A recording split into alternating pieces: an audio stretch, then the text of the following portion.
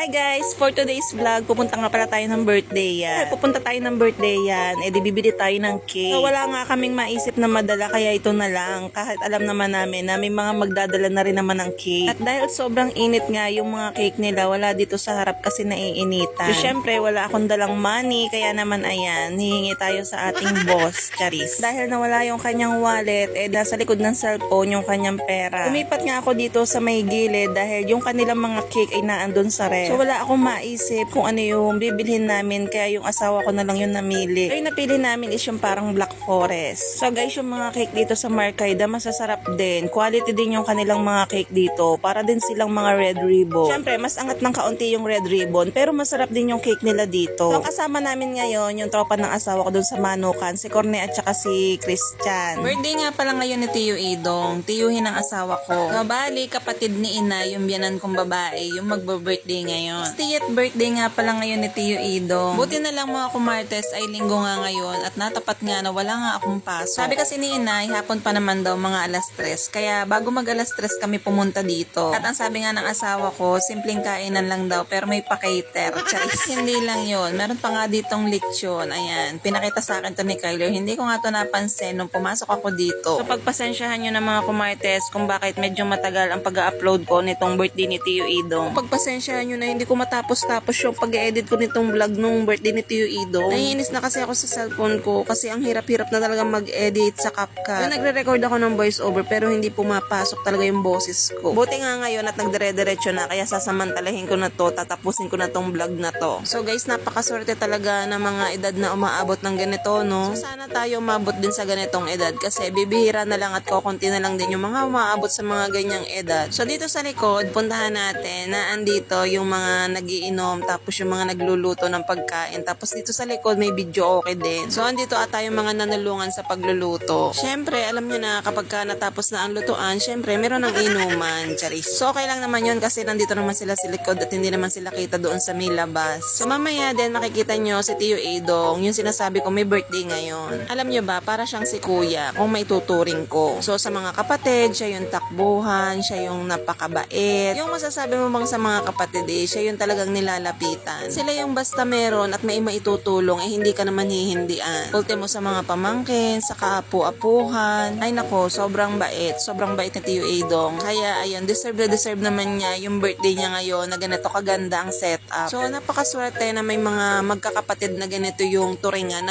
Walang lamangan, lahat talaga tinutulungan. Kapag ka meron ng isa, hindi talaga pababayaan yung isa. Alam niyo yun, kaya natutuwa ako sa magkakapatid ni na Inay kasi ganun sila. Nakikita ko noon, minsan si Inay kapag ka may problema ang isang kapatid, alam mo problema na din niya. Kahit pasabihin na natin na syempre hindi naman natin napakailam na yun kasi may pamilya na sila, pero hindi sila ganun. Ayan nga pala mga kumarte si Tio Idong, yung may hawak-hawak na yan. So gutom na si Kyler, pakinggan nyo. Gusto ko na tumukot ng baboy. Mamaya jackpot yan sa akin. Ano mo unahin mong kainin? Baboy. Alin doon? Yung ulo o yung buntot? Balat. Yung balat?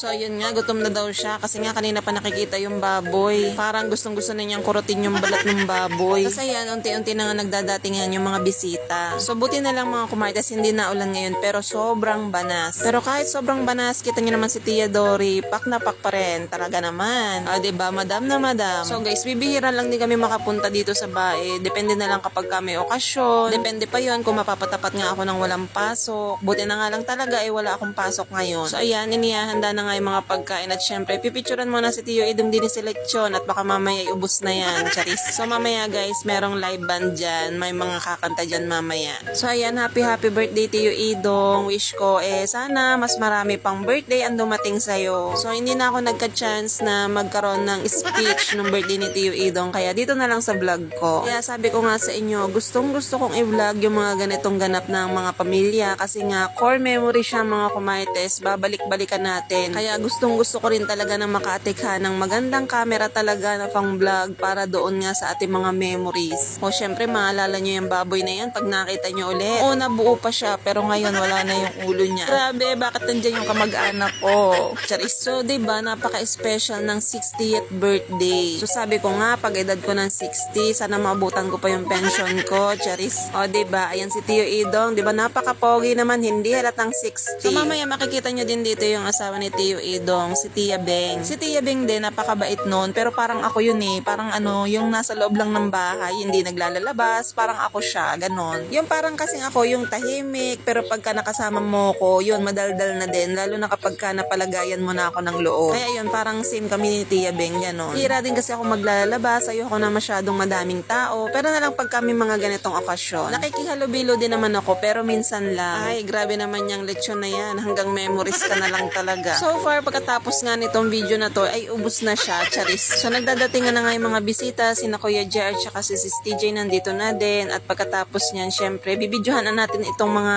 lutong ulam dahil nga kumpleto na siya dito. Kanina nga kasi hindi pa siya kumpleto dito sa lagayan, kaya ayan, bidyohan na natin bago pa siya tuluyan ng maging memories na lang, charis. So mamaya pipila tayo dito sa lechon. So kanina pa pinupunteriya ni Kyler yon, at ayan, meron tayo ditong sinukmani at saka sapin-sapin. So si Inay pala yung nagluto ng sinukmani. Masarap kasi si Inay magluto ng sinukmani. So si Kurt naman, ayan, nauna nang kumain kasi hindi pa yan nanananghalian nung kami umalis. Anong oras na ngayon? 3:00 na. Kaya ayan, pinauna na ni Inay na kumain. So ayaw pa nga niyan sumama. Sabi ko minsan na nga lang tayo pumunta ng bae, tapos birthday pa ni Tio Idong, hindi ka pa sasama. So yun, buti na lang napilit namin. At ayan, ito nga po pala yung mga nag-cater dito sa birthday ni Tio Idong. So syempre, thank you po sa mga nag-cater dito sa birthday ni Tio Idong. Maraming salamat po sa service nyo. Nandyan nga din pala si Tia Pulen. At ayan, syempre, extra work din ba? Kaya sa mga naghahanap dyan na mag-cater, kontakin nyo na lang po si Tia Pulen. Charis. Syempre, walang halong eme yun. So ayan, maya dumating na din yung mga magla-live band. Kakilala nga pala sila ni Kyle. So kung gusto nyo mag-request na mga gusto nyo kanta, pwedeng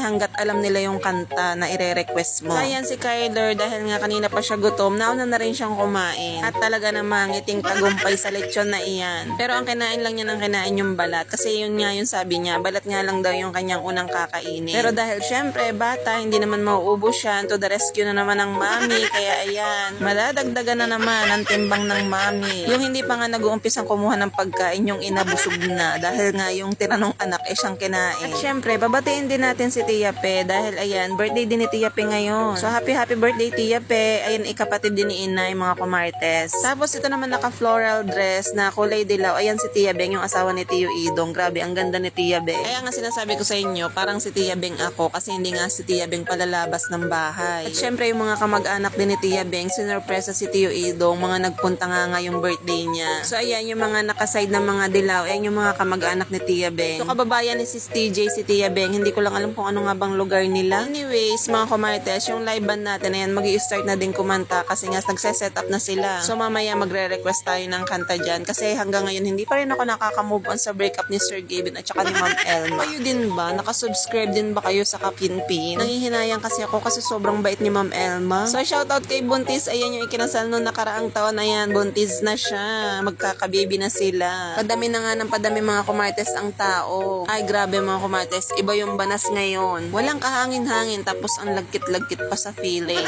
Pero sa bagay, kaysa naman umuulan, okay na tayo, magpapaypay na lang tayo, kaya pa naman. So si Tio Idong mga kumartes, hindi siya panganay sa magkakapatid, bali si Inay ata yung panganay. So para siya talagang si Kuya, walang tulak kabigin. Alam niyo yung walang masamang tinapay. Basta hanggat meron siya, sige lang. Basta alam niyo yun, kaya bumubuhos din yung blessing kay Tio Idong tsaka kay Tia Beng, ganon. Pero sa akin naman, lahat naman ng mga kapatid ni Inay, lahat sila mababait. So nakakatuwa sila magkakapatid kasi kunyari, may mga gantong okasyon, lahat sila pupunta, tutulong. Basta nakakatuwa, tulungan silang magkakapatid. Kaya sabi ko nga sa inyo, yung mga magkakapatid, hindi lahat ganito ang samahan. Ang iba kasi may mana lang na lupa, tabla-tabla na. Yung iba naman may umangat lang na isa, naiinggit na. Yung iba naman ayaw ng malalamangan. So wala po akong pinatatamaan dito ha. Yun ay opinion ko lang. At ayan mga kumartas, nag-start na nga palang kumanta yung ating live band. At syempre, pakinggan natin kung ano yung kanilang first song. Kagaling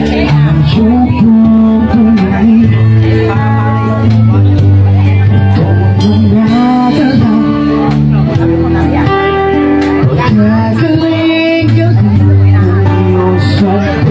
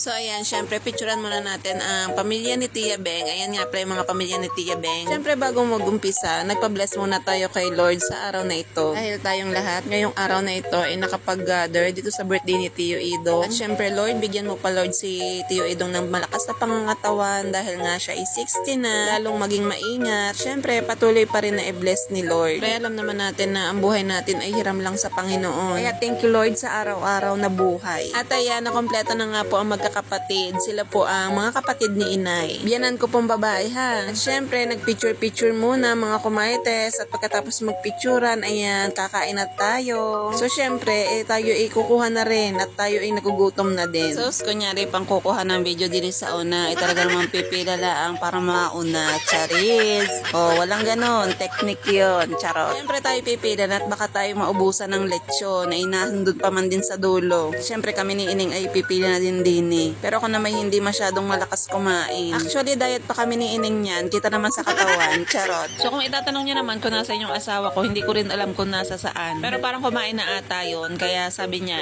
busog na daw siya. Kuha na nga din si Ining ng dessert. Hati na lang kami. So syempre, lahat titikman natin. Kaya lahat nasa pinggan ko. Ewan ko ba, hindi naman ako makain sa kanin. Pero kasi mahilig kasi nga ako sa sweets. Kaya hindi rin nga tayo nababaan timbang. Ayun, matakaw sa tulog. Okay lang yun. Hanggat hindi pa pinagpapalit ng asawa. Tuloy ang kain. Charot. Wala mo ng diet. Ayan, yung mga magiinom nga, pumesto na nga din sa Gedli. Ayan, si Rachel Bongkaya, yung kaklase ko nung high school nandito din. Kasi taga dito din sila eh. At syempre, kakilala nila si Tio Idong. Syempre, ayan, magboblow na nga ng candle si Tio Idong. Happy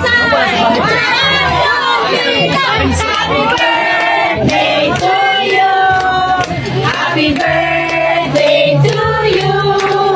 Happy birthday, happy birthday, happy birthday to you. Make a wish mo, make a wish. Make a wish mo.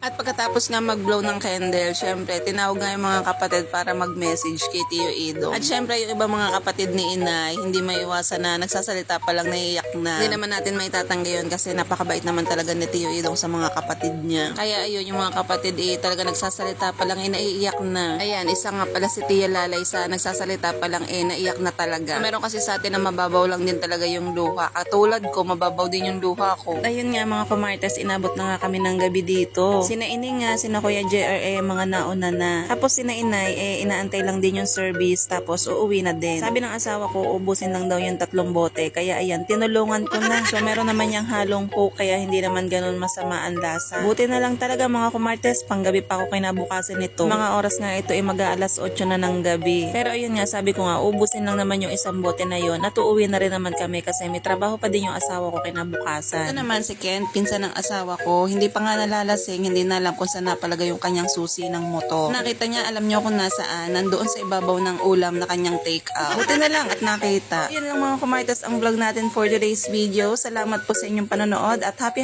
birthday po Tio Idong. Thank you for watching. Bye!